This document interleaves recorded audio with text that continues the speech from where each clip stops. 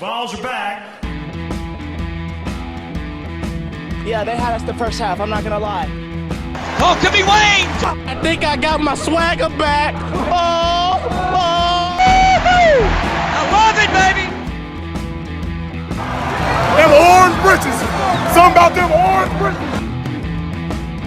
Tennessee wins! Got it by Tennessee, Jawan Jennings. Jennings makes the catch. We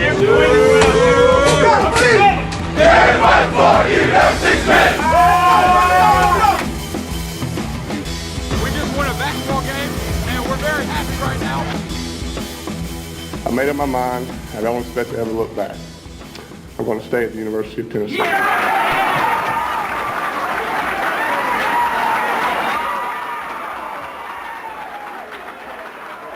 Reddit Dit to Do, and welcome into More Important Issues. It is Wednesday, March 10th. It's March, dude. It's March. It's kicked off. It's March Madness. I know it's been March now for 10 days. We've had, I think, 2 episodes inside of March. But conference tournaments. There's already been some wild high school basketball endings.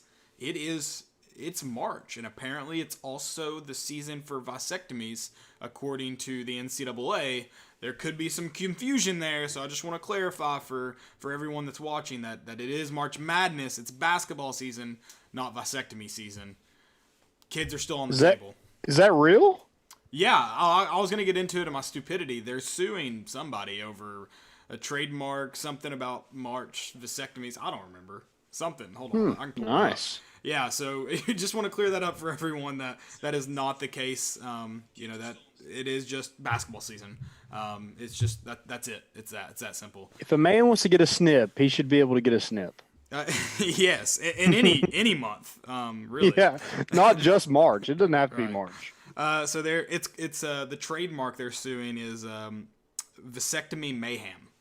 Apparently that can cause some confusion to basketball With March fans. Madness? I don't know. That's what the NCAA is alleging. It's very confusing to me. It's close. It is. Mayhem, March, Madness, basketball, vasectomy. It's all the same thing. There's balls involved in both. But yeah, That's true. I don't know if for everyone in the state of Tennessee. Even out of the state of Tennessee, you may have seen it. But did you see the North Green girls game winner tonight or today?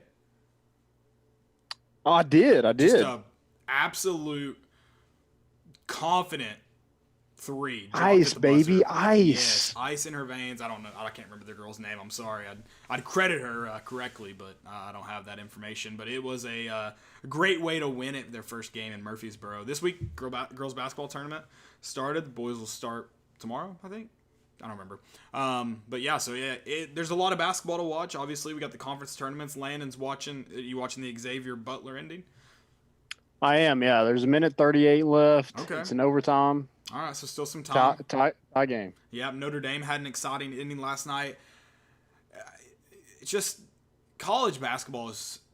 I think college basketball is a really kind of unique, because I argue with this about somebody. Yeah, the NBA product, the overall basketball in the NBA is a lot better. When you're talking about skill. But there's just something about college basketball that is very, very intriguing that makes it, to me, more entertaining than NBA basketball. Oh, yeah, 100%. 100%. And I think for a lot of people, especially in the South, in SEC country, I should say, I think that's kind of similar with college football. Yes, of course the NFL's got more talent and it's just a better product. But there's just something about SEC football that draws you in. It just means more. It just means more, yeah. It just means more. Just got a question, because we are going to talk about the SEC basketball tournament that started. It's going on right now. Probably got to halftime by now by the time I click go on the podcast here. A&M and Vanderbilt playing right now in the first round. A&M struggling. Vanderbilt looking better than A&M. I don't know about good. Good's a stretch. Of course, Scottie Pippen Jr. does look good. We had a question, though, asked about who do we think Tennessee will play in their first game. Right now, it'll be the winner of Vanderbilt and A&M playing Florida, and the winner of that game will play Tennessee. I think it's Florida. I think Tennessee and Florida play a rematch in the first round. Yeah, I do too. The game that will decide the series. Yeah, officially. Yeah, it'll wrap it up. 1-1. So that game will tell the who's the best of the two teams. We will talk about the SEC tournament. We'll even talk some about the NCAA tournament as with the lower conferences finishing up this past weekend, early this week. You've got the automatic bids. Some teams already in. Hey, Gonzaga almost had their season ended. Obviously they were going to get a bid, but how funny would that have been? Because technically they wouldn't have gotten the automatic. Yeah, they don't deserve one. After that performance, they still don't deserve one. I'm pissed that they came back because Baylor was like plus 250 when they were up by 10. I was like, that feels like I got to put something on it. Woke up BYU? Or BYU. Who did I say? Baylor? BYU. Yeah, sorry. That could be the national championship. It could be. Yeah, it certainly could. That's the, I guess probably if the computers did it, that would be your national championship. So we'll talk a little bit about that since conference tournament's either wrapping up or starting, depending on which conference you're talking about. We're also going to talk about, before that, Tennessee got to hear from the defensive staff this week. I want to ask you, I don't remember, because I was thinking about this as I was listening to it, because it's already happened with the offensive staff. Is this a normal thing at schools? Did Tennessee do this with Jeremy Pruitt's crew? I don't really remember. So much has happened between that time. We literally aged 5 years in 2020. So, yeah. I don't remember. What was that, 8 years ago then? Right, correct. Yeah. Yeah, I was trying to think. I was like, I just don't remember. Obviously you hear from coordinators throughout the season and stuff, and especially usually before spring ball or before the season starts, you hear from them. But I don't remember hearing questions being asked to each position coach. I thought that was unique. I thought it was cool to hear from them. One shocked me. I'll get into that as we start. Just the demeanor of one kind of threw me off. So we'll talk about that. Then we're going to also talk a little bit about position groups for this Tennessee football team, as they're going to start spring ball soon, be coming up. And then we'll get into some baseball. Dropped a very, very, very, very, very not so good game to Charlotte on Tuesday night. They get a chance. Ugly. Very ugly. They get a chance to bounce back this weekend, though. That's the good news. Is there's another game. If you got questions, drop them in the chat. We've already got one, or we've already answered one. Thanks, Vol Mike. He also said Gonzaga is losing in the Sweet 16, calling it. I'm not willing to say that's not true. Yeah, I'll pick the field over yeah, that's fair. Gonzaga. Yeah, I just don't think. I think them playing their conference kills them going into a tournament. Yeah, I think probably. My argument is again in college basketball, where I said it's kind of a unique kind of a unique league and sport. I think conference, it definitely hurts you, or can hurt you. I shouldn't say does. I just feel like there's also knowing how to win. That also can help you a lot too. And obviously they've done a lot of winning. A ton of winning. Yeah, and they were in the national championship not too long ago. So yeah, maybe it doesn't have a huge effect, but I'm going to go with the field. I'm not picking Gonzaga because I think I've bet on them twice and they haven't covered each time. So I'm not going to go with them. Yeah, you also were probably fighting 18-point spreads or something like that. They've had some insane spreads. Yeah, it's rough. All right, then we got also our segments. But yeah, if you got questions, drop them in. Tell us where you're listening from. Also, go check out our sponsors, Tennessee Tap House, Hound Dogs, and Blue Water Climate Control. Also, go check out our network, Volunteer Roadshow. They do a great job of letting us use this platform for talking Tennessee sports, the good and the bad. Sometimes it's a little more than the other, but we're here. We're here. Hey, look at this Coke I have. It's a tiny Coke. I feel like Andre the Giant. I feel like this is what he looks like drinking a beer. Probably is. It's tiny. I don't like it. I prefer normal size Cokes.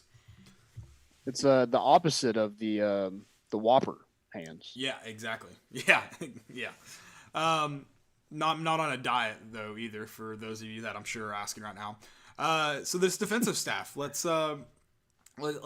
You get to hear from them. I'm sure the most notable one that people are, I guess, really wanted to hear from was Tim Banks, the defensive coordinator. Don't really think he got a ton more time than anybody else. I think they were all pretty much given about the same. I didn't time it. It just kind of felt very equitable there. Yeah, and I guess we'll start with him. Thoughts on him? Anything that piqued your interest? Anything concerned you? Maybe I don't know. I mean, him and Brian Jean Mary addressed their ask about Henry To'oTo'o and Kavaris Crouch, and they did kind of address that, basically saying we're focusing on the guys here. You know, they're not currently with us, so we're not. They're great players. If they're here, great. If they're not, you know, it is what it is. We got to focus on the guys here. So that was like a team news kind of thing that kind of stood out to me. I do think. Tim Banks he seems like cool and collected. He seems very sharp, very intelligent. And not to say that Derek Ansley wasn't. Mm-hmm. But I mean, I just feel like he knows football. He knows what he's talking about. Will he be successful? That's to be determined. But from his press conference, you know, I think he's a sharp guy, and I'm excited to see where his defense kind of lands with this high-powered offense that Tennessee's not really had in the past. You know, Willie Martinez kind of mentioned, you know, going against this in practice, it's quick and you don't have a ton of time to think. So when the game gets here, you actually have more time. The game's kind of slowed down for you. So maybe that's an advantage for Tennessee. I don't know. I just think that it's going to be different, and hopefully it works. Yeah, and one thing I guess if we're going to talk about like concerning, leaving that press conference, I don't know. I guess is what you'd call it. What, like, could you confidently tell me like what Tim Banks would define as his defensive identity? Like his unit's identity, and I'm about to go into it with another coach, because I said one's demeanor kind of shocked me. I'm never gonna. First off, no coach is ever gonna win a press conference. That just never happens. But I mean, if we're gonna like talk about things, I'm like, I didn't feel like I got anything out of Tim Banks' press conference, like, you know, out of his questions.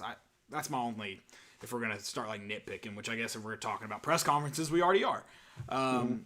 It's just like, you know, I think it's a good thing to hear any coach. I mean, Josh Heupel did, you know, he knows the identity of his offense, but he's also, hey, we're going to do what works for our guys, like what our guys can do successfully. And that was Tim Banks' message, because that was the question about what's your defense going to look like, you know, what's your defensive front. He was asked, Rodney Garner was definitely asked about the defensive front, because he was the defensive line coach. I believe Tim Banks was too. And it was kind of like multiple, which is fine.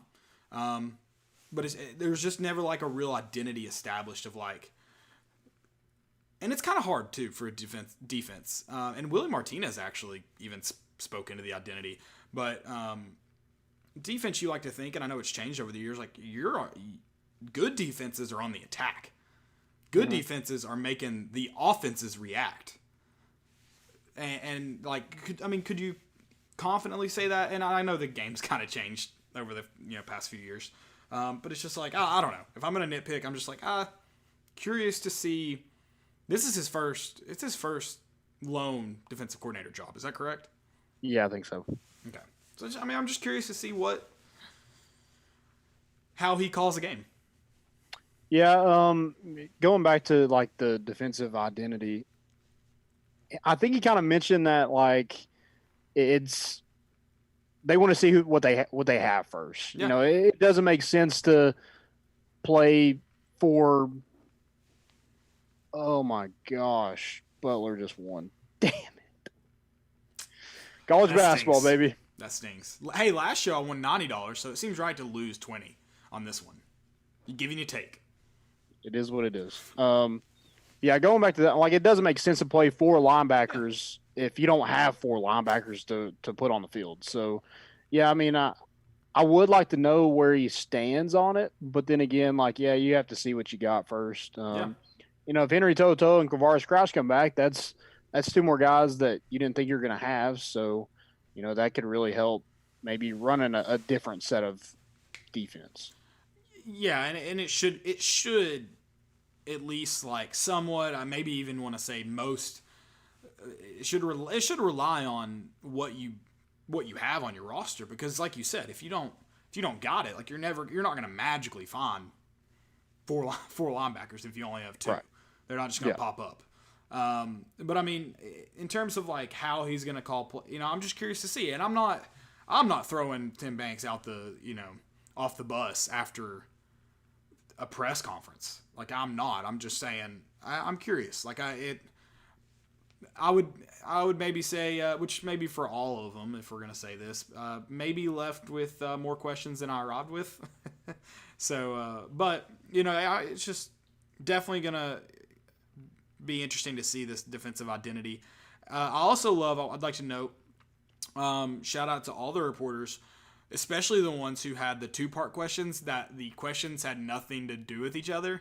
They just wanted to ask two questions. I loved that. We had a couple of those in the press conference, and I thought they were awesome. I'm not bashing you. I would do the same thing. I love it. I love this question's got two parts.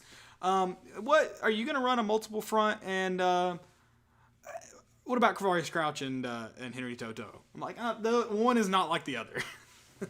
Yeah, one was like, what do you like about your outside linebackers? And can you elaborate on the story of you getting in a fight with Jeremy Pruitt? Yeah, exactly. I loved it. I love I'm going to drop two questions in here because I've got the mic. So Yeah. it was awesome. My hand function is raised on Yeah. Zoom, and I'm ready to go. Exactly. So I did love that one. Or that happened. There were a couple that were actually similar to each other. You could have ran off of them, but yeah, they were good. I don't know I can't remember the exact word of their press conference. So I apologize if I'm going off script. I don't know who you want to speak about next or who's on your mind, but Rodney Garner, since I guess he was the most sought after, at least for Tennessee fans, since Kevin Steele arrived. So before Josh Heupel. But Rodney Garner, I thought it was interesting how he talked about the defensive line, talking about like how defenses changed in the league and just kind of what they look for in those, what they're going to look for recruiting and what they're going to look for with the guys they have on the roster. I found it interesting just talking about body types and Willie Martinez even talked about this a little bit, but like how they've got to play with their personnel because you're not rotating a ton of guys on and off the field like you used to be able to. It's so fast. So looking for those third down guys, but those guys got to be able to play second, sometimes first down as well. So just things they're looking for there. And I think, Rodney Garner is going to have a tough job, I'd say, of all the defensive coaches currently, like their first year. Yeah. I liked what he said about the three things that never lie, and that's the Bible, the mirror, and the film. Because that's true. Anything that, like, you're not going to get away with it come film session. You might get away with it in the game, but when they slow it down and rewind it back 85 times for one play, it's going to show up on there. So holding guys accountable. Yeah, I gotta ask him though. Doesn't the mirror kind of lie to you a little bit because it's not the act. It's one of those like mind blown things, when you're reading late at night, you run across a post. It's like mind blowing. You've never seen yourself in real life. You've only seen a mirror image and a picture or video of you. You've never actually seen you, like your face. Weird thought, isn't it? It is a weird thought. So isn't the mirror kind of like lying to you in a way? Well, I was thinking really more you. of like the ones that can make you like skinny or fat. Those mirrors also lie. That's a good point too. Mine, I think I've got a fat mirror in my bathroom. I've also got this video camera's put a large pimple on my nose, so that's I hope it's lying too. I just get uglier every time, so maybe I just got an ugly mirror. Yeah, those exist. I think I've heard. It's a straight up line. But yeah, and then he mentioned like this is his ministry. He talked about, and I think this previous staff talked about like grooming guys to like be great men as well. Like student athletes, yes, great on the field, yes, but they want. He talked about like getting a young man from these families and then giving one back when they're done. So I like that. I think Rodney Garner his track record speaks for itself. and he's put tons of guys in the NFL. You know, more recently, Derek Brown was a top 5 pick as a defensive lineman, and that doesn't happen very often. Or maybe not a top. Right. I think a top 10 pick. But still, like a really good defensive line coach. This whole defensive staff, you don't really have. You know, it's not a staff that just wows you. But Rodney Garner is definitely the home run hire in this entire staff. Mm-hmm. It's not Josh Heupel, sorry, it's not anybody else. You know, a lot of those guys are kind of wait and see. But Right. Rodney Garner, like any defensive coordinator that was going to get hired, you know, he was hired before Tim Banks was here, so Tim Banks didn't even actually hire him. But his track record, like I said, speaks for itself. Any defensive coordinator would be happy to have Rodney Garner on their staff. Yeah, yeah, that's 100% true. Like I said, Tennessee fans wanted him regardless of who that defensive coordinator or even head coach was going to be. Yeah, I mean, I think, and Rodney, another great positive about Rodney Garner and a couple guys on the staff is the SEC experience, and I don't. It definitely helps in games, but that's a lot of where I think it really helps a lot too is recruiting on the road. You know the environment, the guys you've got to go out and get. You know what that looks like. I think having SEC experience on the recruiting trail is probably bigger than having it on the on your coaching. I mean, those things go hand in hand, obviously. But having a guy like Rodney Garner, a guy like Willie Martinez on your defensive staff, guys that know it, and even Tim Banks. I mean, no, I'm not saying the Big Ten's better, worse, whatever to the SEC. But it's big time football too. So I mean, it definitely pays off having these guys that know what it takes to win at a high level. Yeah, I mean, we mentioned with Josh Heupel, he checks a lot of boxes, even though like that isn't your first hire, or that's not the guy you thought we would go after or even wanted. But when you look at his track record and everything like that, his resume, it checks a lot of boxes, and that's the same with this staff. It's guys with Power 5 experience, guys with SEC experience, guys that have worked together on previous staffs, guys that have been at Tennessee. Then you have the one home run hire, I think, and Rodney Garner. So yeah, it checks a lot of boxes for me. We do have some questions. Alan Gilreath said, "Do you think they're coming back?" That's referring to Quavaris Crouch and Henry To'oTo'o. I'm gonna go with no. I think the fact that Quavaris Crouch was here working out with the team and he's no longer here anymore, I think that's kind of out of the question. I think the same with Henry To'oTo'o. The fact that his dad came out and said going to Tennessee was a mistake, I just have a hard time seeing it. Whoa. He told my good friend up in Northeast Tennessee that wasn't true. He never said that. Was it Rush Probst? Yeah. Yeah, exactly. No, I'm with you. I think the way that it was said at the press conference today, that gives me like a little bit of hope that they return. And I mean, that'd be big for the linebacking group and the defense as a whole, but I would be willing to say no. No. Yeah, I mean, if they like really wanted to be here, they would be here. Yeah, exactly. We also had a question from Chris. Shout out to Chris. Oh man. He said, interesting question. What is the chances Heupel can retain the staff from year to year, or likelihood? I mean, I hope it's high. Not necessarily because I'm saying this coaching staff is incredible. That's not what I mean by that. But you need some continuity. And I mean, if Josh Heupel was the next Nick Saban and could get it done with any coach, anytime, anywhere, from any part of the country, if he could do that, great. But there's no coach proven that they can do that. It's it takes some continuity, some familiarity, some confidence, and you get that by keeping the guys here from year to year.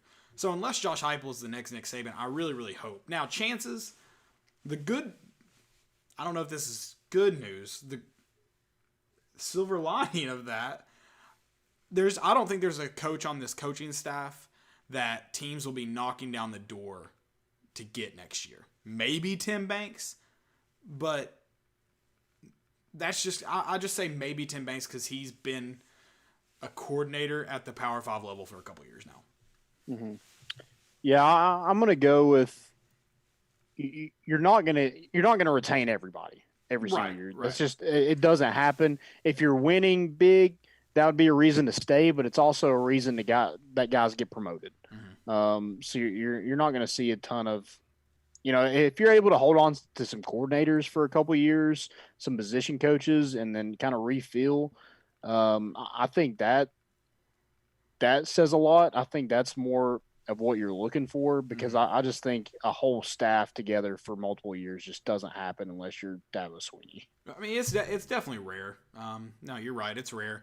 It's like you said, keeping the core group of guys. Can you keep your, which offense coordinator, thankfully for a guy like Josh Heupel, is not as important. But can you keep your coordinators around and only, you just don't want a revolving door. You don't want to be flipping guys from offense to defense. You don't want to be you want some continuity.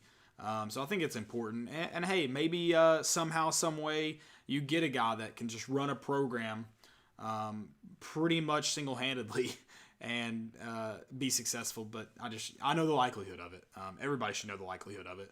So, and the fact that these guys went from UCF and followed Heupel to Tennessee, that is a good sign that he's able to kind of sell his program, his thoughts and everything with them to follow him to another job. right. So yeah, maybe you can hang on to some of those guys. Golish, he hasn't been a coordinator at the Power 5 level yet. So I think you should be able to retain him. Ellerby has followed him too. So you should be able to hang on to most of that offensive staff for a couple of years. If everything's going in the right direction, you could see this thing go off the rails like it has been in the past. So, Fire them all. yeah. In the sorry, I stole Mark Nagy's quote. I should have. So quotations: fire them all. Mark Nagy, Caleb Mitchell. I can write it for you. Let's kind of keep moving down the list again. I don't remember what order this is in. Best I can remember, but we also heard from Mike Eckler. This is the one that his demeanor shocked me. The stories, the pictures, the quotes even. I thought this is a guy that would be hitting the table over and over, trying to get people around him pumped. He's an energy guy. And he just didn't have what felt like a ton of energy. And I'm not saying that, again, I'm not mad. I'm just shocked that we're talking about a guy who ran a marathon because they had a good practice.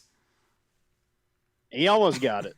Sorry, yeah. Almost ran a marathon. A little bit shy of a marathon. But yeah, but hey, there are a couple things I liked about him. A couple things he said that I liked. I think the biggest one for me was the question about what are special teams going to look like in terms of the guys that are going to be on it. Is it going to be the start? Is he going to have access to starters? Is he going to? And I liked what he said because I think this should be true at almost any level. You should, especially at SEC, you should have players on your roster that are good enough to play special teams with anybody in the country. You shouldn't have to rely on starters. So you should be using that time, like he said. This is what Mike Eckler said. You're developing guys because he said you can kind of teach them little nuances about each position on special teams. So you should be using that to develop guys, but you should also be using it to spell starters. Those snaps. I know a couple snaps a game seems invaluable, but when you can get guys off the field for a minute, when you can get guys live game reps, even if it's 3-4 times a game and that's it, one time a game, that's it, that's big. And Tennessee, I think it's been a while since Tennessee's best special teams player has been a non-starter. Yeah, Evan Berry. Well, and I just mean even your best gunner or your best tack, a guy that you notice that always has stood out on special teams. I know last year, year before, you were talking about Juwan Jennings was making some of the best plays on special teams. And that's great. That shows you the passion and the effort that Juwan Jennings has. But it's if there's no one beyond Juwan Jennings on this team to even make a play on special teams, the team's not going to be very good. Yeah, and he's one of the. I mean, he's slow. I mean, That too. let's just call it what it is. Like he shouldn't be making the. He shouldn't be down there first and making the tackle. Yeah. Yeah, that's not what you want. And then another now that's running all your offensive plays. You don't want to see that. right. And then I mean another good example. In 2016, Jalen Reeves-Maben was one of our better special teams players, and in the first It wasn't targeting. in the first game of the season gets ejected on a special teams play. Now it was not targeting, but I mean special teams plays. I can't believe more ejections don't happen in special teams plays. But I mean that's another like liability factor you have. That you could see guys get ejected on plays that don't matter. Like that anybody on your roster should be able to make a tackle. On a punt. It's kind of just like a go out like special teams in my eyes. I'm a special teams guy, big special teams guy. Everybody should emphasize special teams. I hate the guy that never punts. But I mean, it's like in my eyes, it's like the most just raw form of football. Like you just kind of get to go out and make a play. It's almost rugby. It's just it's chaos. It's madness. It is, and that's the kind of stories we hear about Mike Eckler. Yeah, he wasn't like the fiery just ball of energy in a press conference the other day. Maybe that's not his element. It seems like it in the pictures and things we've heard. Yeah, it seems like he is that kind of guy. But yeah, you're right. He didn't seem like it. But yeah, maybe that's not his cup of tea. I would rather him be that on the practice field or the living room than the press conference if I had to choose. Yeah. So, I don't. Again, I'm not. I don't think I've ever lost a coach in a press conference. I've maybe been like, "Hey, man, that's really dumb. You shouldn't say that." But I've never lost a coach in a press conference. Definitely didn't lose Mike Eckler because of it. He got a little excited about the marathon story. He thought, "Wow, Will's out there telling people that, huh?" And the tattoo, yeah. He didn't touch on the tattoo, did he? No. He just kind of just like the Jeremy Pruitt thing. He was just like, "Oh yeah." I'm not gonna get into that. Who asked the Jeremy Pruitt question? Who was that? I think it was Blake Topmeyer. That's a bold. That's just. I love it. It had to be asked, but it's just so like. I didn't want to be the one to ask it. Yeah. Also, like, what? Could he say no? Like, I don't know. Like, even if he didn't do it, could he say no? Because I feel like everyone's just gonna be like, "Oh, he definitely did it. He just denied." Well, or did he say yes? Because he goes into the fact like, "Oh, Mark Richt's a great guy." Blah blah blah. Like he was protecting Mark Richt. Like that's what I got from it. He was defending Mark Richt's honor. Yeah. Well, I hate Mark Richt, so that pisses me off. I'm just kidding. But good Christian man, Mark Richt. He's like, "Hey, Jeremy, he signs our paychecks. Idiot." That was a great question. I'm trying to imagine him and Jeremy Pruitt fighting. I don't know. Jeremy Pruitt was a little bit younger then, maybe but not as heavy set either. Yeah, he was a little thinner there. Yeah, so maybe a better fight. But I do love like his passion and love for special teams because that doesn't. You don't see that a lot. And he did kind of mention that was a big part of his career. And, when the 10th assistant came available in college football, he saw an opportunity and just went for it. And I do like how he said he gets to coach every player on the team because that's not something you think about. But, yeah, when you talk about field goal block, field goal unit, you're basically you're teaching somebody something. Right. Maybe not your starters, but when they were freshmen, they were probably on that field goal block, punt team or something like that, even offensive linemen. So, yeah, getting to coach every play on the team. I didn't really think about that as a special teams coach, but, yeah, that's true. Yeah, no, I like you said, I loved it. I am a special teams guy through and through. Punters are people too. I love that you talked about that. He's like, I get a chance to coach every player on the field. I love that, and I loved what I just touched on a minute ago, the fact that he's like, when you're on special teams, you're getting a chance to develop whatever part of the game you want to work on. Like we're not moving you from running back to linebacker, from wide receiver to corner. Like that's not what's happening when we put you on the field for special teams. Like you're going out there to play football, but then there's nuances in the play that they're gonna translate. It's football. They're gonna translate. So I loved that. I thought that was really cool. Fact, like I don't know. I've never thought about special teams in that way. I've always known how important it is. I've always, if I've ever talked to like any young football players, it's like you should be dying to get on special teams if you're not. It's the easiest way to get on the field. Yeah, it's the easiest way. No one wants to do it, and I mean, if you're a freshman high school football player and you just about any team, anywhere, even if they don't play freshmen often, if you go out there and you're like, yeah, hell yeah, I want to be on kickoff.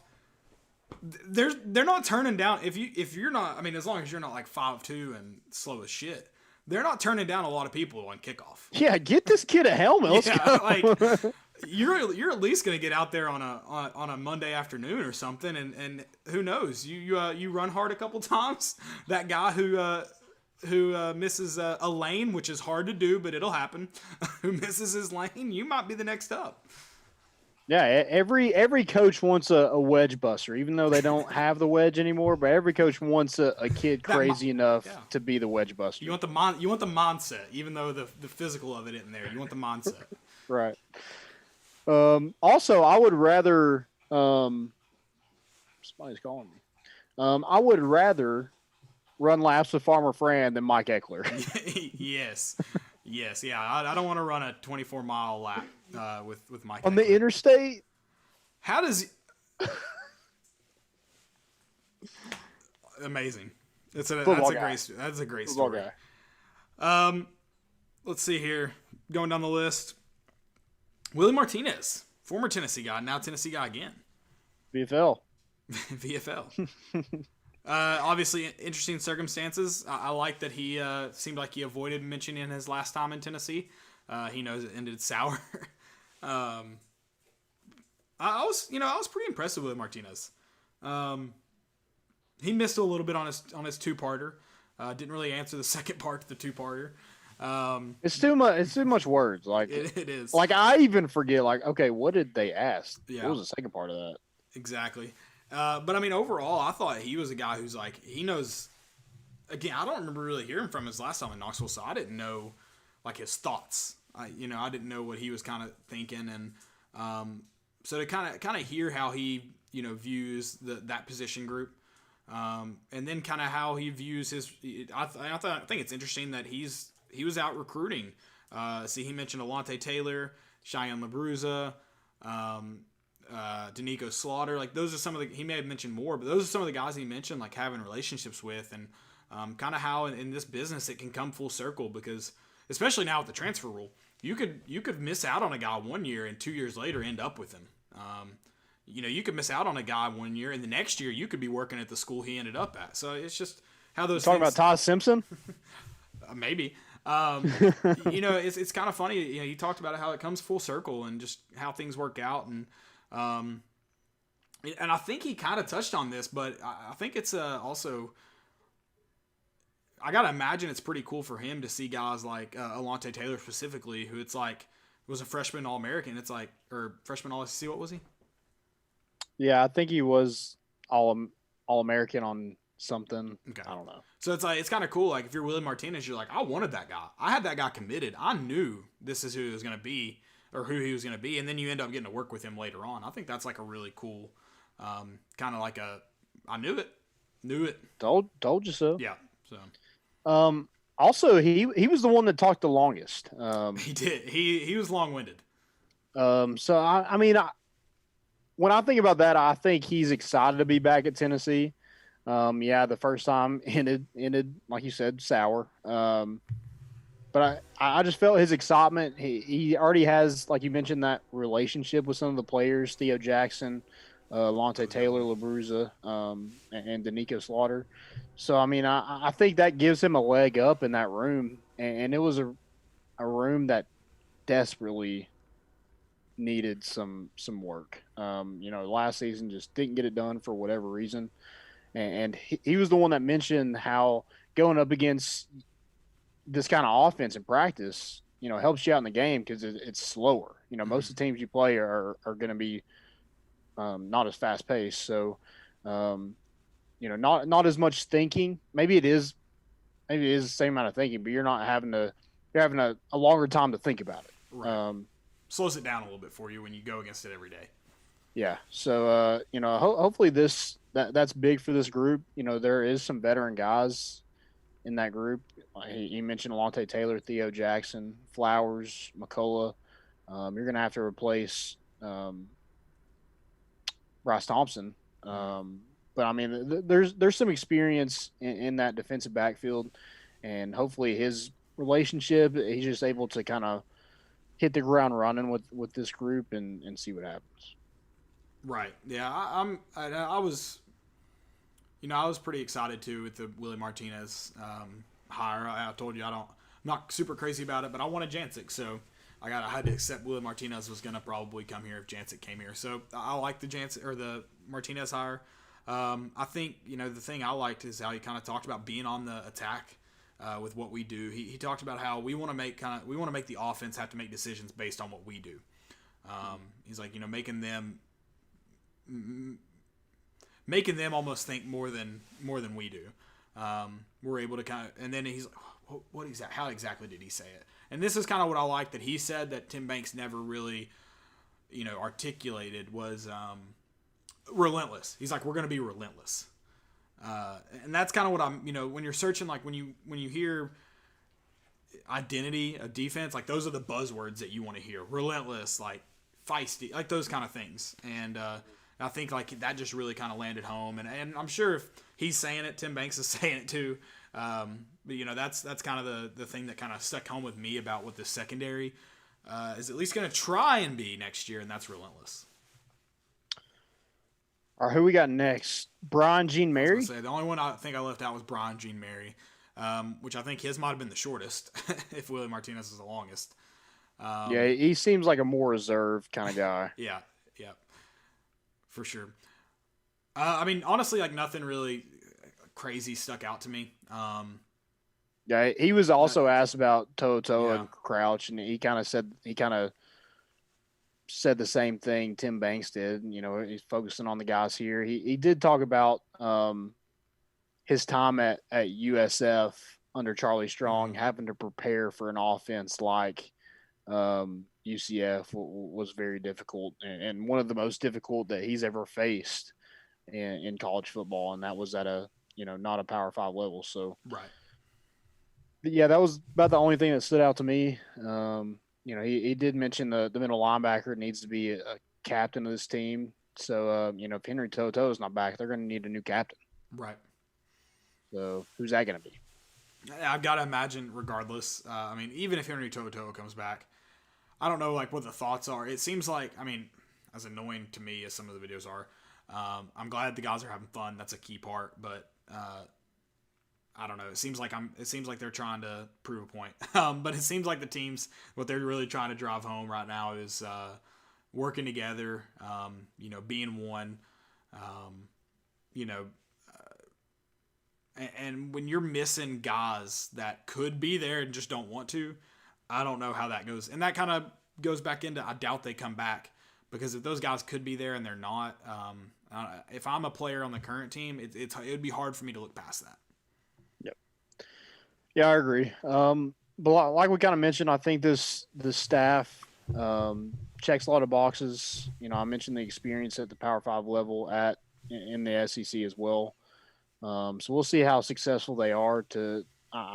Like I said, we don't know because the offense brings such a different dynamic to the defense, and if you're just kind of a casual fan, you're just like, what do you mean? They're two totally different things. Well, if your offense is scoring at will, that defense is going to be tired. They're going to need to be, well conditioned and things like that to get stops, because like some of the coaches mentioned, you're not able to get guys off the field all the time. So, if you're constantly going, you're going to need to basically be in soccer conditioned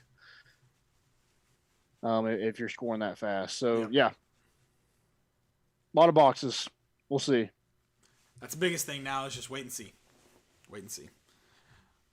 So some of these position groups, I know we kind of hit on some of them as we went, but some of the ones that I guess will benefit, could benefit, already have benefited from these coaching changes. The first one I have is Mike Eckler with the outside linebackers. We mentioned special teams, so I won't hit on that. But outside linebackers, I think to be a successful defense, you have to have guys that can get to the quarterback. And Tennessee saw that earlier in the season, but didn't really have it later on. And, I think if some of these guys are able to hone in on Mike Eckler's energy, his urgency, and take that to the practice field and really kind of build their craft, I think it could be like a middle of the pack defense to a top defense if you're able to add some depth and then some, build on that talent that's here. Byron Young, Tyler Barron, Roman Harrison, Morvan Joseph, guys like that can really, because it's kind of up for grabs because Kevon Bennett and DeAndre Johnson were kind of your outside backers last year. So you have two kind of opening spots, and we'll see how spring goes to see who kind of emerges there. Yeah, I'd agree with that one. Mine's probably the defensive back group. I think it's a talented group. Just kind of like I think you said this, just for whatever reason, wasn't kind of all there last year. So I think adding Willie Martinez is big, but Tim Banks also is going to, he's going to be a huge asset to that secondary. And, I would expect the secondary to improve this year. Yeah, I agree with that. I'm going to go with Rodney Garner next. I mentioned his track record, but I think this group has a lot of veterans, Matthew Butler, Darrell Middleton, other guys that have played a lot of football at Tennessee. Maybe there's not a ton of talent, I guess proven talent. There's some guys that are capable, but not like all SEC. There's not a Derek Brown on this roster at the defensive line. Right. So just having Rodney Garner, a guy that, has that track record and can coach, they went basically the whole year with Jeremy Pruitt coaching them. And as a head coach, that's just not ideal for a position to, the head guy, he's being pulled in all different directions all the time. So I think that was really difficult on them. So I think some of these guys have potential. But we'll see how they're able to kind of perform under Rodney Garner. Yeah. I'm excited to see this defensive front. I think, I want some big uglies, man. Yeah. I want some TFLs, some just nasty sacks. Like, I was like, oh man, it's gross. Right. I do. It's like a quarterback just running into the stomach of a big defensive lineman. I just need some of that in my life. Yeah, I think that especially on the outside, there's some really, really talented guys for this defensive front. And then you do have some experience on the inside. Definitely lack. You're going to have to replace some guys, but do add some experience at least. And then young talent on the outside. I'm excited for this defensive front. We'll see how many guys have their hand in the ground come September. That's kind of all I got. Me too. Yep. I think like inside linebacker, that's going to be determined on who you have. Right now I don't even Jeremy Banks would I guess be a starter as of right now. Who's there and who's at outside linebacker too. I think you got to some guys will probably bounce around, see what they have. Right. I don't know. I'm excited to see where it's at for sure. Oh, man. All right, let's talk some SEC tournament. I'm going to have to – I picked Texas A&M money line. That was dumb. I'm an idiot. They lose? They're going to. They're down by 8 with like a minute and a half left. I had a parlay that just hit. Oh, nice. Congrats. I mean, I only put $1 on it, but I won 10. Money's money. So, yeah, money's money. So, yeah. Duke and Minnesota both won. Is North Carolina going to win? I almost took that boost. I was Wait, what was the boost? North Carolina and Duke to both win. How much was it? I honestly don't remember. Yeah, I picked Notre Dame. I put a lot of money on Notre Dame to I did the boost, took the bait for them to lead at halftime and win the game. And lost quite a bit on that. So Wait, Notre Dame? Yeah, Notre Dame like the other day. Oh, not today. Okay. Yeah, okay, not okay. today. So if I were to pick North Carolina, Notre Dame would actually show up. So I'm going to stay away from that. Fair. It's already jumping. It's already jumping around. It doesn't start for another. It's already started. No, it starts in 15 minutes. So yeah, it's already, the line's moving around quite a bit. It's very weird. I was not brave enough to take either North Carolina or Duke to win necessarily, so I stayed away from the boost. I thought about it, but I was like, I just think at least one of them's gonna lose. Don't know which one really, but one of them will. So, all right, SEC tournament. So it looks like Vanderbilt will advance to play Florida. That's tomorrow night. And the first game of the night, I believe, is Kentucky. Let me pull up the SEC Mississippi tournament. State will play at, I guess, noon. Yeah. Eastern time. Yeah. So that tips off noon tomorrow. Then Florida, and that's Florida and Vanderbilt after, or A&M. If A&M, hey, they mount a comeback. Maybe it's going to have to be a late comeback from Buzz Williams. Then later that night, Georgia and Missouri, and then South Carolina and Ole Miss. So all right, let's jump through let's say who's going to be playing in the quarterfinals. So Mississippi State, Kentucky, real quick. I'll go Kentucky. I think they're peaking at the right time. Yeah. And I think Coach Cal in March is something that you got to account for. That's exactly. I was going to say Kentucky in March. I think that matters. Florida and Vanderbilt. Florida versus whoever. Yeah, I think it's going to be Florida. I don't know about Trey Mann. I guess he's back now, because it was a migraine. So Yeah. I don't. If it was actually a migraine, I guess he's back. So yeah, probably Florida. I think even without Trey Mann, I'd take Florida over either Vanderbilt or A&M. Yeah, I would too. Then Georgia, Missouri. This is going to be a good matchup. I kind of like Georgia. I think Missouri is the better team, but I think Georgia likes to score. And, I don't know if Missouri can keep up with Georgia if they're scoring like they can. Okay. I think that's definitely probably could end up being the best game. But I'm going to take Missouri. I think Missouri, Bruce's tail is just wagging in the shot there. It's happy, man. Yeah. I think Missouri is who I'm going to take there. Obviously to be determined, but I picked him as my dark horse, I guess is what we called it last Sunday. So I am going to go with them winning that first game. Ole Miss and South Carolina. I'm taking Ole Miss. I'm not. South Carolina's just not a good basketball team. Yeah, they're not. I'm going to go with Devontae Shuler and Ole Miss. Yeah. And I think that's going to be a good matchup in the quarterfinals with the LSU and Ole Miss. Right. So we won't pick the next game since we don't know who's playing exactly. But what I do want to ask you, who do you have in the final? I think Arkansas is there for sure. Okay. I want to say Tennessee, but I'm just not so convinced. bad, don't you?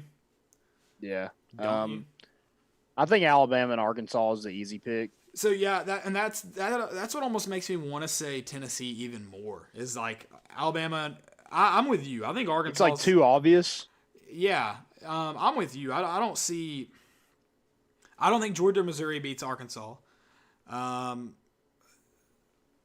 would think if anybody beats Arkansas on that end, it's going to be Ole Miss. But can Ole Miss even get past it? Like I think Arkansas is the easy pick there. Like, and I think Arkansas wins it. I mean that's who I'd pick to win it. Yeah, I would agree with that. But yeah, I just don't see anybody on probably either side of the bracket honestly beating them, but especially the side they're on currently. And then Alabama's just struggled scoring lately, and that's not good for them. But I will say this: if Tennessee and Alabama plays, I think Alabama advances. I don't think Tennessee beats them. Yeah, I would rather play Alabama than Arkansas or LSU right now. Yeah, Just because LSU, we can't. I don't know why we can't beat them, but we can't. For whatever And reason. Arkansas just looks like a really tough team to knock off. Yeah, I agree with that. I wish I could say Tennessee and Arkansas in the final. I don't want to pick Tennessee and Alabama though. I don't. So or Alabama and Arkansas. I don't want to pick them either. So I think I'm just gonna go out on a limb. I think I'm gonna say Tennessee and Arkansas just for fun, for excitement. Hopefully Tennessee doesn't take on that "don't pick us" mantra. Pick us. Put the money. We're taking Vegas. Pick us. Wouldn't that be awesome if Rick Barnes just came out and he was like, money line all of March, we're all getting rich. He's like, we're gonna turn my $3.4 million or whatever it was contract into money into stimulus for the entire state of Tennessee. Pick us. I think they're plus 500 right now to win the tournament. Yeah, Wow. I think if you put $1 on Vanderbilt to win it, you win $200. So To win like- that's the SEC tournament. yeah, Okay. What if I did that right now? Do you think they'd lose to A&M in the final probably 2 minutes now? for sure. The game's over. See what they ended up winning by. They won by 11. So that's good. Good job, A&M. Great job, Buzz Williams. Freaking Vanderbilt dick. covered. Freaking dick. All right. NCAA tournament favorites. Favorites is it's Baylor, Gonzaga, Michigan, Illinois. I mean, like the obvious. Yeah, those are the obvious. I don't know. Like, I don't know past that. Like, I don't know who my team that would. What about Michigan State beating Ohio State, Michigan, and Illinois in the past week or 2 weeks? I don't know if I've watched them play. They're not good, right? They were terrible Yeah, up that's what until I thought. 2 weeks ago when they just started knocking people off. This kind of, and again, I think it's because I'm gambling more. This feels like the year Iowa goes out and wins it because they've had so many disappointing losses in the regular season. I'm not touching Iowa. I wouldn't. Yeah, I wouldn't either. I'm just saying this feels like the year. Like this just feels like so many bad losses. Yeah, go win it all. Why not? I mean, I think Gonzaga, I think they have a complete team. And I think Baylor has a complete team. I'm going to go Baylor the favorite. I think they played a tough enough schedule where they're able to knock off a Gonzaga if given the chance. Okay. I'm just like those. Jalen Suggs is really good. Kispert's good, but that Timmy guy, I've seen him twice, watching him, and he's just not not a buying it. stud.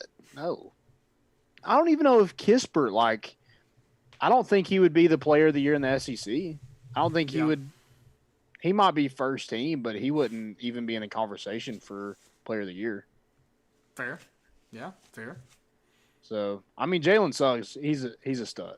But I'm not too convinced on Gonzaga.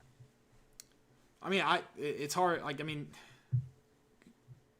Because it's not super impressive to watch him night in, night out. It's way more impressive to watch him in November than it is February, January. So yeah, I mean, it's hard. It's definitely hard. They're a really, really good basketball team, and they're going to be a favorite, obviously. But I mean, March is tough for everybody. It's going to be really tough for them when the competition drastically increases. Yeah, it kind of Alabama in the same boat as Tennessee is you could see them losing the second round. You can also see them probably going to the Final Four. I would say I would say they're on the spectrum of they're going to be playing an easier opponent than Tennessee. But I was about to say, I mean, they're about on the spectrum of, I could see them from a first round exit to a Final Four exit. Yeah. Yeah, just about. Yeah. And that's what people are laughing. I think it was Jay Billis that said that about Tennessee. And it's isn't that the only options? I'm like, no, there's teams that you know are going to get to the round of 32 or they're going to be playing in the Sweet 16.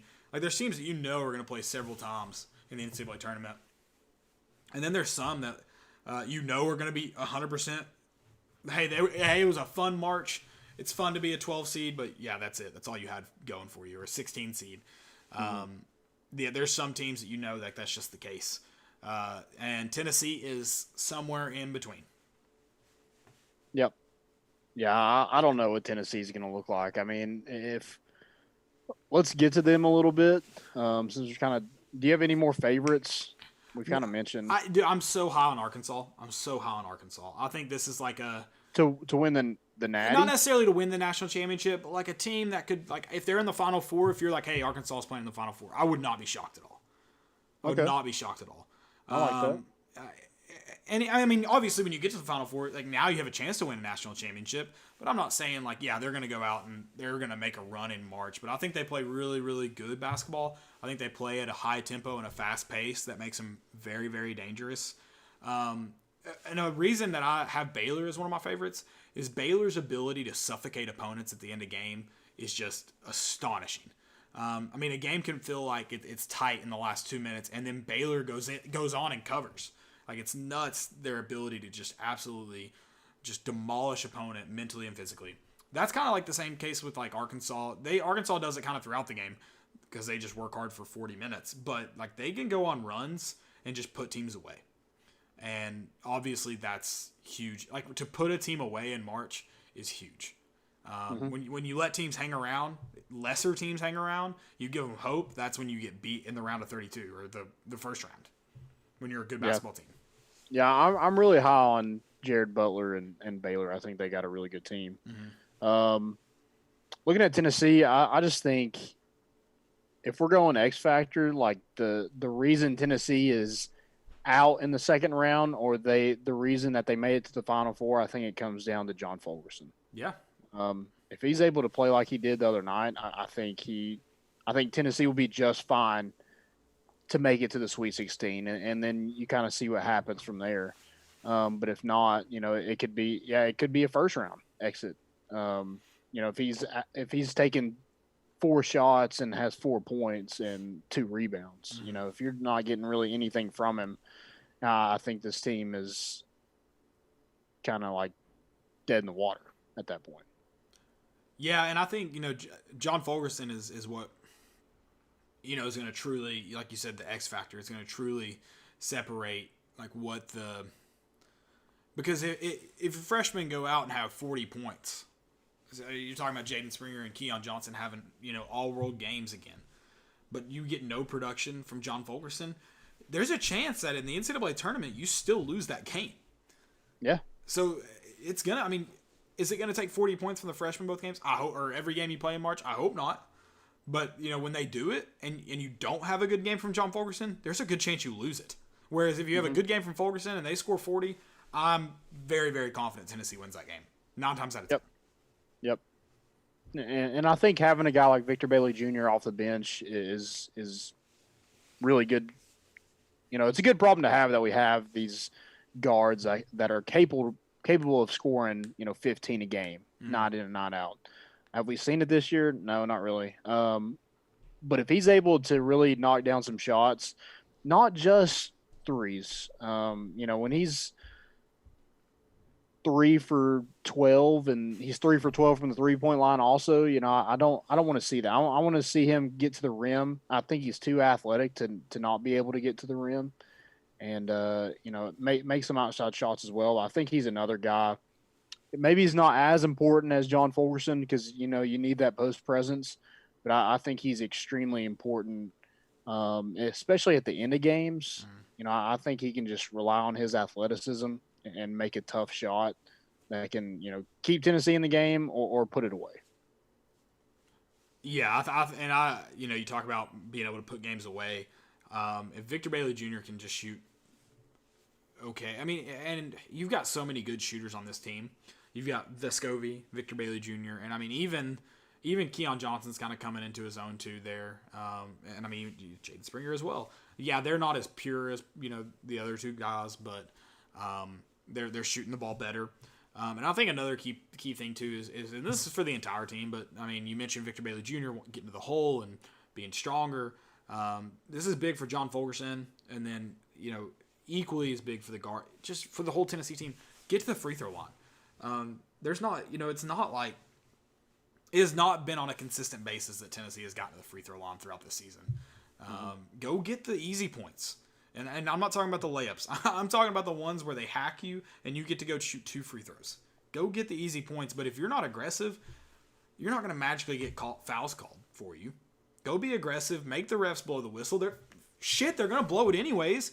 Apparently they get paid by the hour in the NCAA. These games are long as hell. Make them blow the whistle. Yeah, I think having John Forson, make that part of his game is what makes him. It's what made him a first-team All-SEC player last year. Right. Being able to get to the free throw line, being a pest. I mean, people when he got the ball, they're like, "Oh God," and then they kind of break down on defense, and he's able to get an and one, like he got 2 the other night against Florida, or he's able to get to the free throw line, and he's a really good free throw shooter for being a post player. Mm-hmm. So yeah, I think he has to really utilize that because he's not big. Right. He's not going to be able to just dominate somebody in the paint, but his decisive moves, getting to the rim, being aggressive is where he's going to shine. And hopefully that's what Rick Barnes and that Kim English and Schwartz are just all over him about. Hey, be that player. Right. And he's like, Tennessee has some guys that have been in March before. They've played in the Sweet 16. So, hopefully you're not able to really see a huge kind of bust out of this team. Because you can't really say, that team hasn't been here before. Yeah, no, I agree. And another thing about John Fulkerson, too, is even if he's playing just well enough to make teams really account for him, you're going to open up the lane a lot for your other guys too, which is something that's not been there for Tennessee throughout the season. Yep. So, we'll see. We find out Friday. Find out Friday if this. I keep thinking today's Thursday, but it's only Wednesday. Yeah, we'll find out on Friday if this team's just been waiting around for March. Kind of wanting to pick up where they left off last season, or if if it was never meant to be. We'll find out. Absolutely. Let's get to Tennessee baseball. So kind of had a big letdown against Charlotte the other day. Just a bad. I don't think Charlotte's a bad team. I really don't. But I don't think they should have beat Tennessee by 9 runs. Right. Tennessee just really couldn't get it done. I think it was only 3-0 going into the 7th inning. They scored 4 in the 7th, and I think 2 more in the 8th. Tennessee only had 5 hits on the day. You're not going to win many games. You're only getting 5 hits in a game. And 2 of those were from Liam Spence, who continues to just be a really good player for Tennessee. And then Luke Lipsius had 1. Pete Durkee had another. And Drew Gilbert had 1. So, not great against Charlotte, who's, they're not going to have dominant pitching. And it's not like Tennessee just struck out a whole bunch. You only had 5 strikeouts on the day. 3 were from Jake Rucker, who really had a great series against Georgia State. Just really couldn't get anything going. Just left a ton of guys on base. Yeah. And then Charlotte came ready to play. They came out firing. They hit the ball well. They had 15 hits. Everybody in their lineup had a hit. And, they just came out ready to go. Tennessee had some, they're down 1-0 after the first. Will Heflin gave up a run. Sean Hunley did as well, and so did Kirby Connell. But after that, they just kind of teed off on Tennessee's pitchers to kind of end the game. And it was kind of out of reach at that point. Tennessee just couldn't get anything going in the batter's box. But they're going to need to get, I thought we kind of turned the tide against that Georgia State team, a team that I really thought would give Tennessee a tough time. And, you just kind of shut them down. And Tennessee, I think they're at their best when they're able to get some power, hit some home runs, get guys on base. But they just couldn't do that against Charlotte. And they play a really good UNC Greensboro team this weekend. They are think they've only lost 2 games. Yeah, they're 10-2 on the year. They have a win over number 12 NC State, and they won that game 16-13. So this team can score some runs.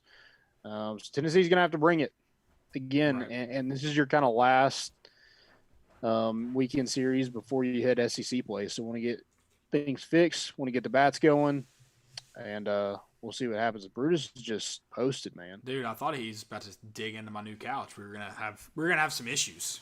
We were gonna Just RKO him right on the couch. Yeah, Michael Vick his ass on camera. Oh God, that took a turn. No, yeah, I you mentioned them, Tennessee. We talked about this. I don't remember what game it was now. I can't believe I'm already like forgetting games. It's been happening so fast. Leaving runners stranded. That can't be something that you make a habit out of doing. When you get guys in a scoring position, you got to find a way to bring them in, and it's just not. Especially when you're facing teams with deeper bullpens, it gets more interesting. I don't know much about Charlotte. Maybe Charlotte is a team that's kind of similar to Georgia State that can play with any of the bigger programs. But yeah, it's definitely been a theme of Tennessee's short season. I believe it was Indiana State that we talked about can't leave runners stranded. It's not been a long season right now. You're not pointing to anything and going. Like Tennessee doesn't have a true identity yet. They haven't played enough games to have an identity yet. But yeah, don't make that part of your identity, or it could lead to some struggles down the road. Yeah, a lot of 2-out strikeouts too. You just can't, you got to give yourself a chance. Mm-hmm. You can't have. I think Jake Rucker left 4 guys on base. So I think he had 2 2-out strikeouts where you have a chance to score some runs, or at least give the next batter a shot to do some damage, and you just can't strike out in that situation. Got to put the ball in play. I know where Jake Rucker is trying to put that ball. Dead center. I've seen him do it a lot, so I know where he's trying to do it. I know where he's trying to put it. You got to find ways to extend those innings, like you said. Give your guys chances. So, Yep.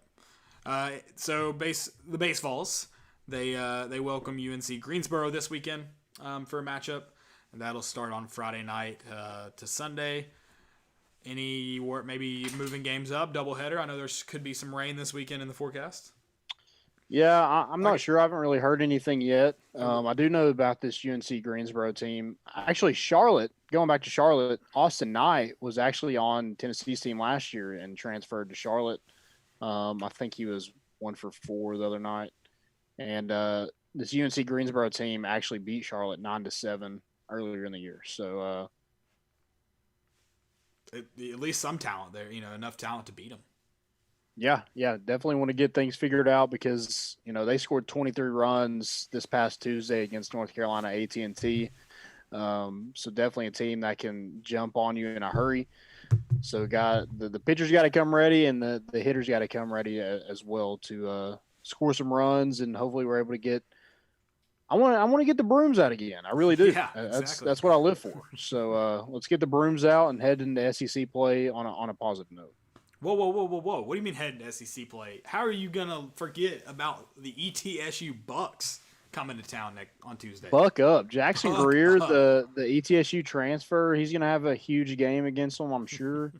I'm not worried. Don't be jumping ahead to SEC play and just forgetting about ETSU like that. That's sick, man.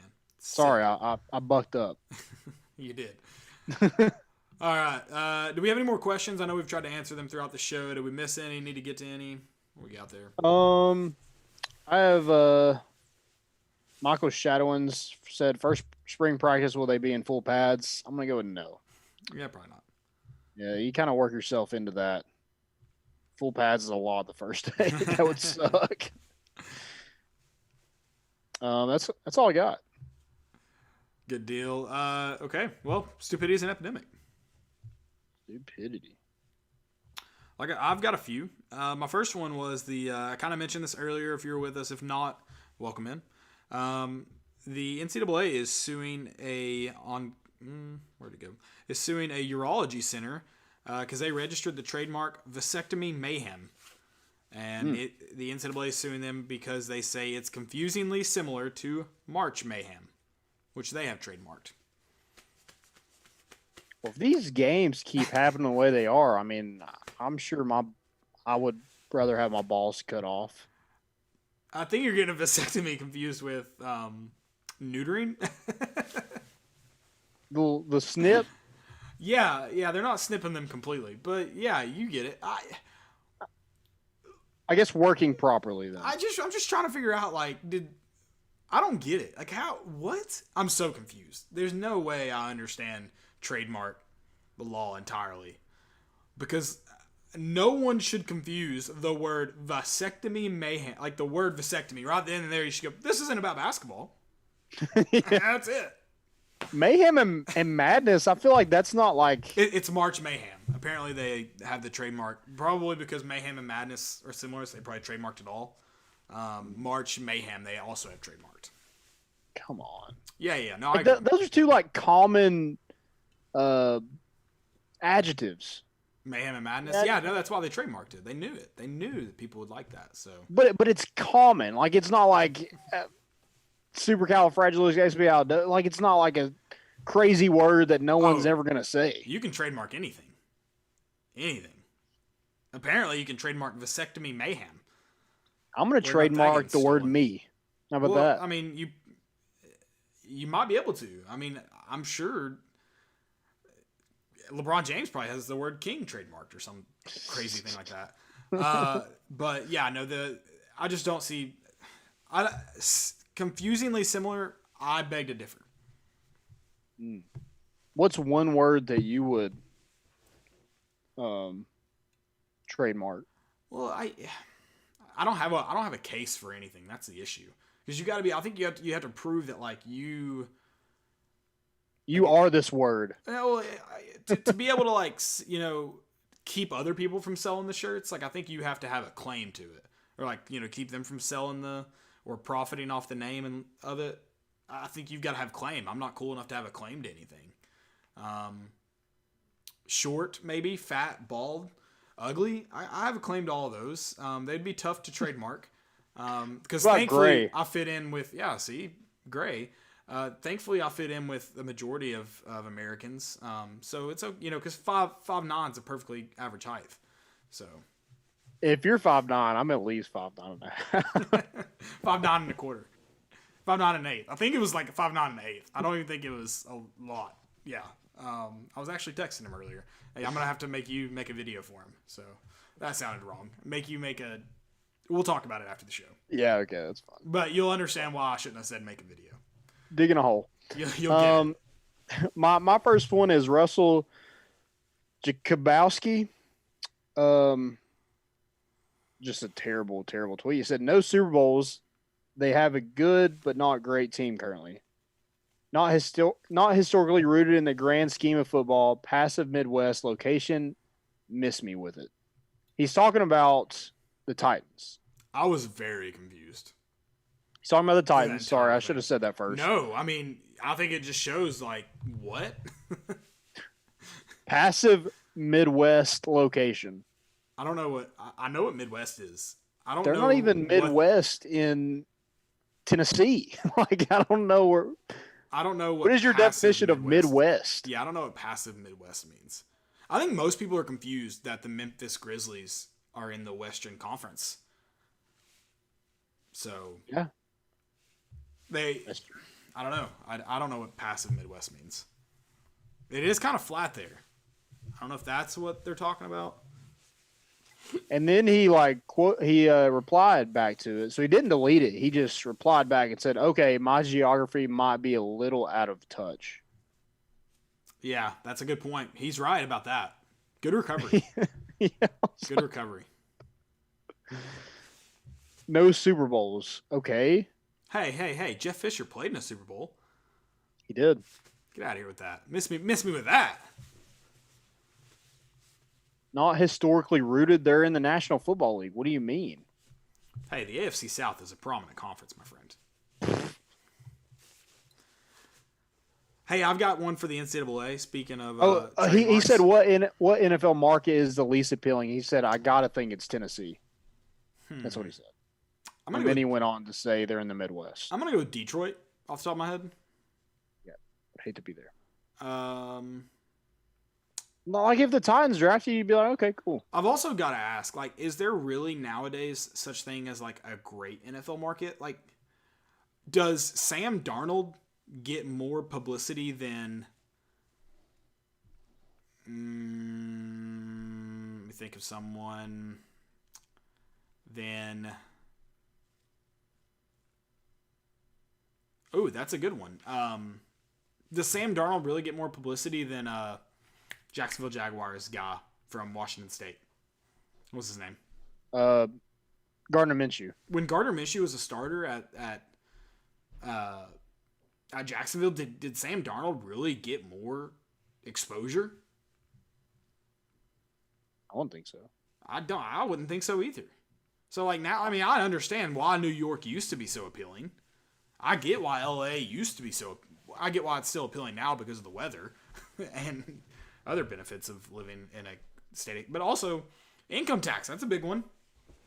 But yeah. Like the Detroit still has to suck. Or Seattle. the Texans right now? Who the hell would want to get drafted by the Texans? Well, I'm just talking about like market. So like I've got to think like where would I not want to live for at least 8 months out of the year? Detroit? Hell no. Yeah, Seattle? Jacksonville? Hell no. I'd live in Jack, but you're in Florida at least. Like I could live in Jackson. I could play golf on my off days. But yeah, like Green Bay for 8 months out of the year would suck to live in. Yes. Like there's some way less appealing than Nashville. Right. Yeah. No, I don't get that. I'm sure there's some others that we're leaving off. Again, for 8 months out of the year, I would not want to live in New England. No. Oh no. So, yeah, that's Pittsburgh. Yeah. Which again, like in terms of like market, sure, they might be better, but again, like, is there really? I don't know. I think the way the social media era has gone, I think it's taken away. Oh, and I still think it exists to an extent. Like I do. I think there's still something to it, but it's nowhere near as much as it was 30 years ago. No. Nowhere near as much. No. I got a good cease and desist for the NCAA. Today, during the voting for the stimulus payment, Democratic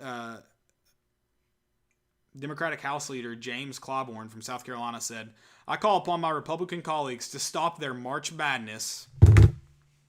Cease and desist, sir. Cease and desist.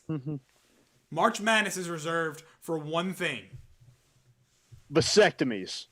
Yes, exactly. I just thought that was funny that I mean, he had to be like, "You're gonna love this one," like to his best bud sitting next to him. Stop this March Madness now, and everyone's like, "What?" It's just like that one teacher that's it's like, "Oh, do you know who the greatest poet of all time was? Tupac." That's what that was. That's exactly what that was. Mic drop. Yeah, mic exactly. Yeah, mic drop. So I have one, and his name is Eric.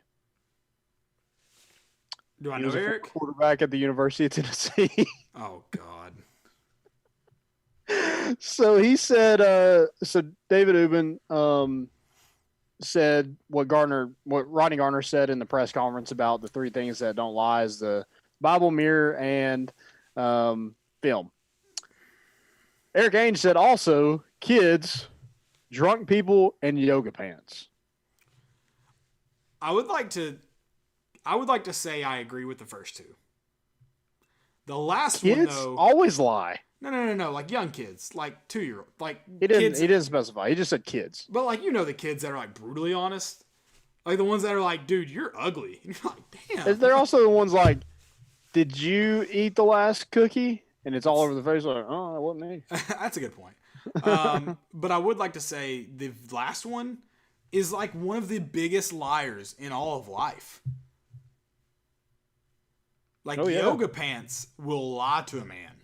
Yeah, has he not been on TikTok? Yes, I was about to say it's a new trend. Yes, it's a new trend that apparently these yoga pants are spectacular. I've never seen them in person, and I'm going to be 100% honest. I feel like the girls on TikTok are like already have the thing they're trying to enhance and are like, yeah. But anyways, apparently they make your ass look better. I don't know if it's true or not, but I do know yoga pants have been lying for centuries now. Those yoga pants would make me have some cake. So, so have you worn them? I've put on yoga pants before, not those. Okay. And I'd look at it again. Yoga pants are like yoga pants. Yeah, they lie. They're liars. They're not really truly showing you what's there.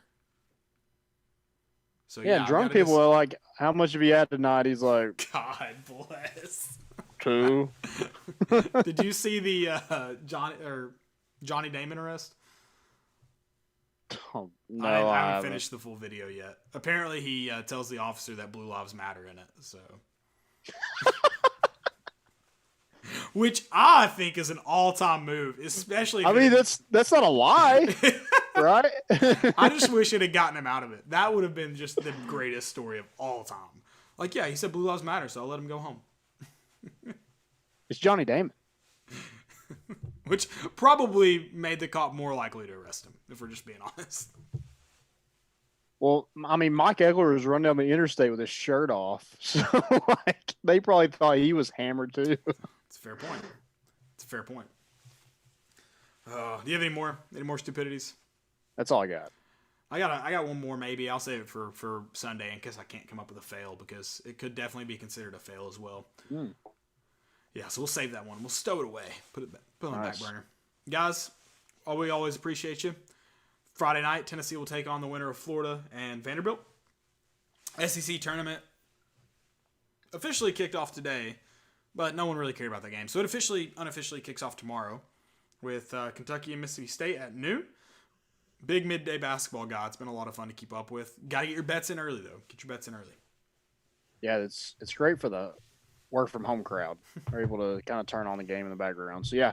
Also, Tennessee will play UNC Greensboro on the Diamond in Lindsey Nelson. Stay tuned for that. We'll have the updates on that as well.